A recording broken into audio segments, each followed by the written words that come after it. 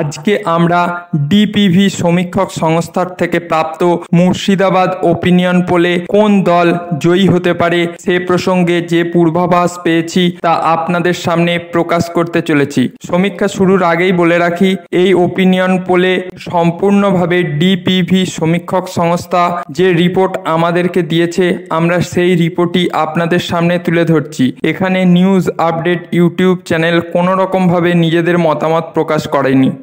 চলুন প্রথমেই আমরা দেখে নিই 2019 সালে মুর্শিদাবাদ লোকসভা কেন্দ্রে কোন দল কত পার্সেন্ট ভোট পেয়েছিল। 2019 লোকসভা নির্বাচনে টিএমসি অর্থাৎ তৃণমূল কংগ্রেস পেয়েছিল 41.57% ভোট, বিজেপি পেয়েছিল 17.05% ভোট এবং কংগ্রেস পেয়েছিল 26% ভোট। অর্থাৎ 2019 লোকসভা নির্বাচনে মুর্শিদাবাদ লোকসভা কেন্দ্রে জয়ী হয়েছিল তৃণমূল কংগ্রেস। ডিপিভি সমীক্ষক সংস্থা সমীক্ষা চালিয়ে 2024 লোকসভা নির্বাচনে কোন দল জিততে পারে সে বিষয়ে যে সমীক্ষার রিপোর্ট আমাদের সামনে দিয়েছে তা এখন আমরা দেখে নেব। 2024 লোকসভা নির্বাচনে টিএমসি প্রার্থী করেছে বিদায়ী সাংসদ আবু তাহের খানকে। সমীক্ষার রিপোর্ট অনুযায়ী এবছর তৃণমূল কংগ্রেস পেতে পারে 34.17% ভোট, এমনই বলছে সমীক্ষার রিপোর্ট। অপরদিকে বিজেপি প্রার্থী করেছে গৌরী শঙ্কর ঘোষকে, বিজেপি পেতে পারে 31.25% ভোট এবং এই কেন্দ্রে গতবার কংগ্রেস প্রার্থী দিয়েছিল কিন্তু এবছর কংগ্রেস এই সিটটি সিপিআইএমকে ছেড়ে দেয়।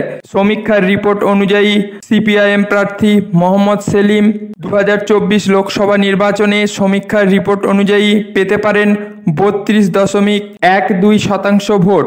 কার্যত ডিপিভির সমীক্ষার নিরিখে মুর্শিদাবাদ লোকসভা কেন্দ্রে 2024 সালের নির্বাচনে এবারও জয়ী হতে পারেন টিএমসি প্রার্থী আবু তাহের খান। তবে সমীক্ষক সংস্থা ডিপিভি এও জানিয়েছে যদি 1 থেকে 2% ভোট সুইং করে তাহলে মুর্শিদাবাদ লোকসভা কেন্দ্রে টিএমসি, বিজেপি অথবা সিপিআইএমের মধ্যে যে কোনো প্রার্থী জয়ী হতে পারেন।